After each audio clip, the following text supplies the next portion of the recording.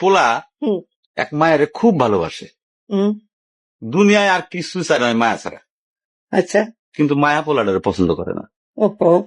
অনেক চেষ্টার পর মায়া সে পোলাটারে কইল যে ঠিক আছে, হ্যাঁ। আমি তোমারে ভালোবাসতে পারি, হ্যাঁ। আমার একটা জিনিস এনে দিতে হবে। কি রে? পোলাটা তখন কইল যে তোমারে পাওয়ার লিগা আমি দুনিয়ার যে কোনো জায়গা থেকে যে কোনো জিনিস এনে দিতে পারি। হ্যাঁ হ্যাঁ। মায়েরা তখন কইল তুমি তোমার মায়ের কইলজাটা আমার আইনা দাও।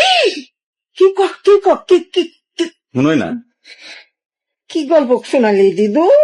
পোলা তখন দৌড়াইতে দৌড়াইতে তার মায়ের কাছে গেল, হ্যাঁ মারে যায় কইল হ্যাঁ মা আমি একটা মায়ের ভালোবাসছি, আমি তারে ছাড়া বাঁচুন না, হ্যাঁ। কিন্তু ওই মায়া আমার একটা জিনিস নিয়ে যাইতে কইছে, সেটা হলো তোমার কলিজা। তুমি যদি তোমার কলিজাটা আমারে দাও, ওই মায়াটা কলিজাটা পাইলে আমার ভালোবাসবো। মা তখন কইল তুই আমার একমাত্র বুকের ধন, তোর সুখের জন্য আমি সবকিছু করতে পারবো। পরে মা বুকটা ফাইরা কলিজাটা বাইর করে পোলার হাতে দিল। আহারে মা। পোলাটা কলিজাটা হাতে পাইয়া যে কি খুশি, মা দৌড়াইতেছে দৌড়াইতেছে দৌড়াইতেছে, দৌড়াইতে দৌড়াইতে হঠাৎ রাস্তার মধ্যে উষ্টা খাইয়া পড়ে গেছে।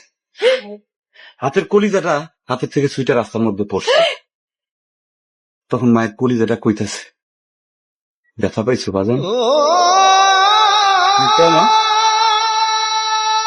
কোন মায়া যদি এইরকম কয়, সেই মায়ের আমি, আমার মনে হয় জগতের সব মায়ে একরকম, মা আমি পারো না, মা আমি তোমার ছাড়া আমি থাকতে পারবো না, মা।